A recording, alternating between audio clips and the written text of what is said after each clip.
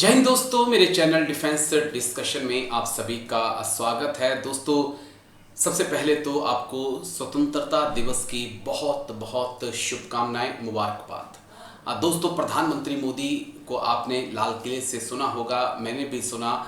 शायद उनका ये भाषण सबसे लंबा था। 105 मिनट के आसपास प्रधानमंत्री मोदी ने लाल किले से भाषण दिया।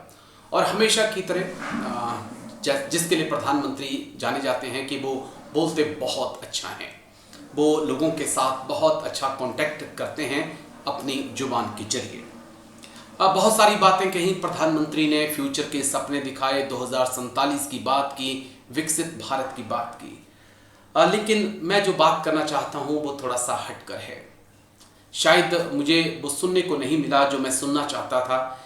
मैं चाहता था कि प्रधानमंत्री मोदी शिक्षा को लेकर बात करें, एजुकेशंस को लेकर बात करें।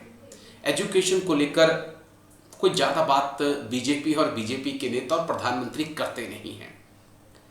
दरअसल अगर आपने विकसित भारत बनाना है, अगर आपने भारत की अर्थव्यवस्था को दुनिया की नंबर 1 अर्थव्यवस्था बनाना है, तो आपको अपनी शिक्षा पर बहुत ज़्यादा काम करना होगा। और जिस प्रकार से शिक्षा महंगी हो रही है, उस पर मुझे लगता है कि सरकार को विचार करना होगा। शिक्षा बहुत ज़्यादा महंगी हो चुकी है, एजुकेशन बहुत ज़्यादा महंगी हो चुकी है। हज़ारों की तादाद में जो गवर्नमेंट स्कूल हैं वो बंद हो चुके हैं, और जो प्राइवेट स्कूल हैं उन्होंने शिक्षा को एक बिजनेस बना लिया है। शिक्षा इतनी महंगी हो चुकी है कि आम आदमी की पहुंच से ये बाहर होती जा रही है। मुझे लगता है कि अगर हमारे बच्चे, हमारी आने वाली जनरेशन्स पढ़ी लिखी होगी तो वो इस देश को नंबर 1 अर्थव्यवस्था बना पाएगी। हम विकसित राष्ट्र भी बनेंगे, लेकिन वो बनेंगे तभी जब हमारे बच्चे पढ़ेंगे लिखेंगे। लेकिन उसके ऊपर कोई बात नहीं कर रहा है।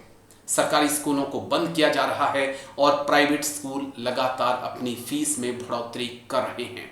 हालात ऐसे हो चुके हैं कि नर्सरी तक के बच्चे की फीस भरने के लिए परिवारों को ईएमआई चुकानी पड़ रही है, लोन लेना पड़ रहा है।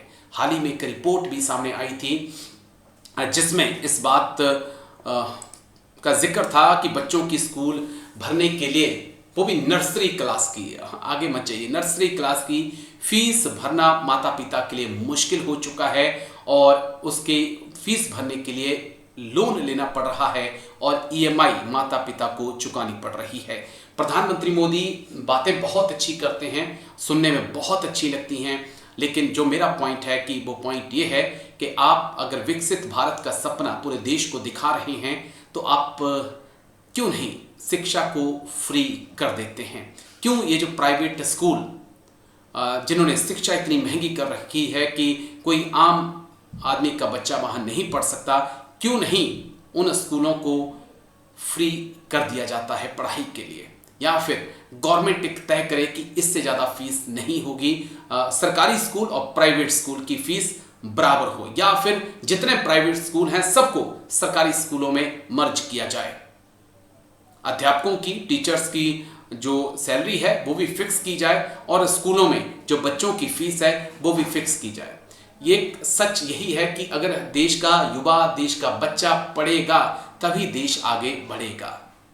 सपने दिखाने से सपने पूरे नहीं होते हैं प्रधानमंत्री जी। उसके लिए देश के बच्चों को पढ़ाना होगा, और शिक्षा बहुत ज़्यादा महंगी हो चुकी है। आप इस बात को समझिए, पिछले चंद सालों के अंदर स्कूल की फीस में 30% की बढ़ोतरी हुई है। तो आप कैसे अपने बच्चों को पढ़ा पाएंगे जब हर महीने 5-6 हज़ार फीस आप अपने बच्चे की दे रहे हैं, और आपकी टोटल इनकम ही 15,000 है।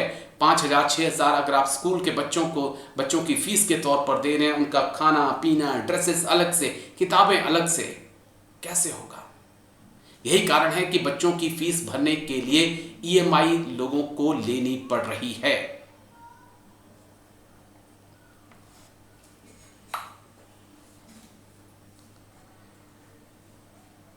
तो तो वही एक कड़वा सच और भी जो एक रिपोर्ट सामने आई है, उस रिपोर्ट में यह भी आया है कि पिछले 10 सालों में, यानी कि जब से प्रधानमंत्री मोदी सत्ता में आए हैं, तब से स्कूलों की फीस में 30% के आसपास बढ़ोतरी हुई है।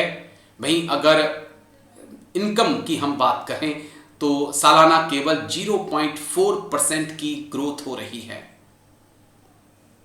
और जो इनकम है परिवारों की, उसका लगभग 19% हिस्सा जो है वो बच्चों की एजुकेशन में चला जा रहा है।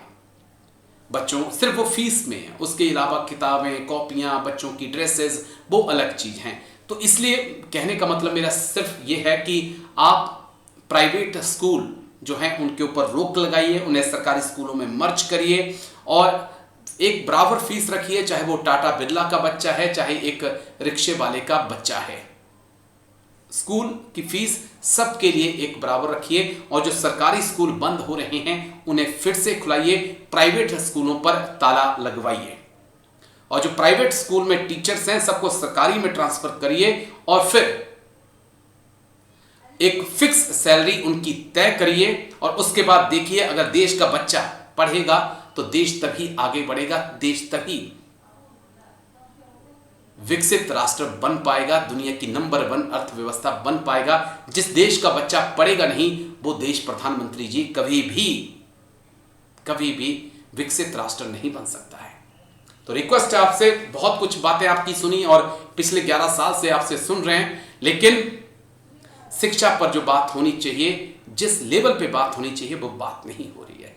तो आज मजबूरन मुझे ये वीडियो जो है बनाना पड़ा है। आप लोगों से भी रिक्वेस्ट है कि इसे शेयर करिए, क्योंकि जिस प्रकार से प्राइवेट स्कूल और जिस प्रकार से प्राइवेट स्कूल लूट रहे हैं और गवर्नमेंट स्कूल बंद हो रहे हैं, वो एक चिंता है आने वाले वक्त में आपके, हमारे बच्चों के लिए। और एक सवाल और, क्योंकि लगातार आपकी पार्टी पर ये आरोप भी लगते हैं कि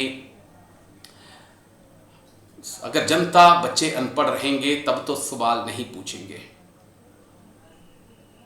तो बच्चे सवाल पूछें, उन्हें इस लायक बनाइए, क्योंकि अगर आपका सपना वाकई में विकसित राष्ट्र बनाने का है तो फिर बच्चों को पढ़ाना पड़ेगा, और सवालों से डरना नहीं है, सवालों से बचना नहीं है। वीडियो को मैं नहीं चाहूँगा कि आप लाइक शेयर करें, लेकिन इतना जरूर चाहूँगा कि आप कमेंट्स करके अपनी राय दीजिए, क्योंकि जो महंगी शिक्षा व्यवस्था है वो हम सब की जेबों को खाली कर रही है, और एजुकेशन का जो स्टैंडर्ड है वो लगातार डाउन आ रहा है। और सरकारी स्कूल जहाँ से हम सब पढ़े हैं, वो सरकारी स्कूलों के ऊपर अब ताले लटक रहे हैं, और वो चिंता का कारण है, क्योंकि जो कमाई है वो लगातार कम होती जा रही है, और कमाई से भी ज़्यादा जो बचत है वो हमारी कम होती जा रही है। थैंक यू, जय हिंद।